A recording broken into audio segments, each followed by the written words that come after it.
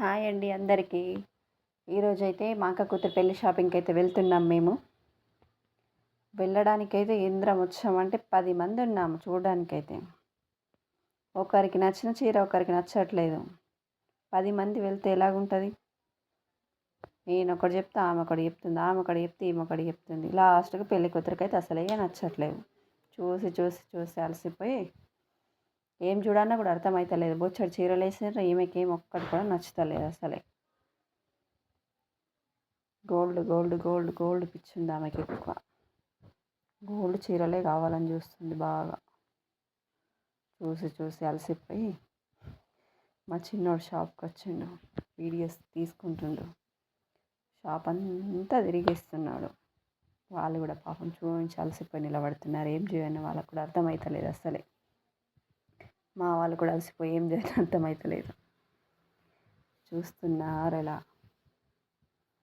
లాస్ట్కి అయితే ఎలాగలాగో కొన్ని నచ్చినాయి. కానీ ఈరోజు మిస్ అమ్మలో ఆఫర్ ఉందంట. 25,000 బిల్ చేస్తే 5,000 ఆఫర్. మేమైతే ఆఫర్ని అయితే యూజ్ చేసుకుంటున్నాం. మీరు కూడా వెళ్తే అడగండి మిస్ అమ్మలో ఆఫర్ ఉందా అని.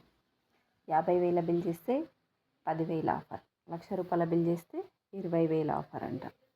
మాకైతే 50,000 బిల్కి 5,000 ఇచ్చిండ్రు.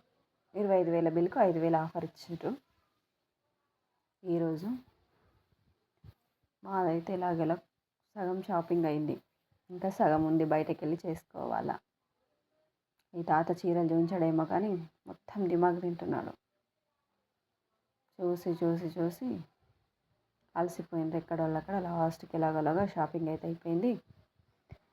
బిల్ కౌంటర్ దగ్గరికి అయితే వచ్చేసిండ్రు మా వాళ్ళందరూ. మా బావ బిల్ అయితే కడుతున్నాడు. లాస్ట్కి బిల్ చేసేసుకున్నాము.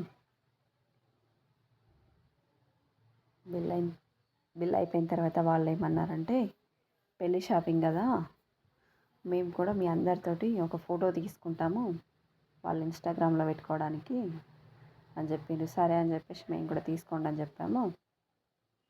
అందరం కలిసి ఒక ఫోటో అయితే తీసుకున్నాం. Okay bye.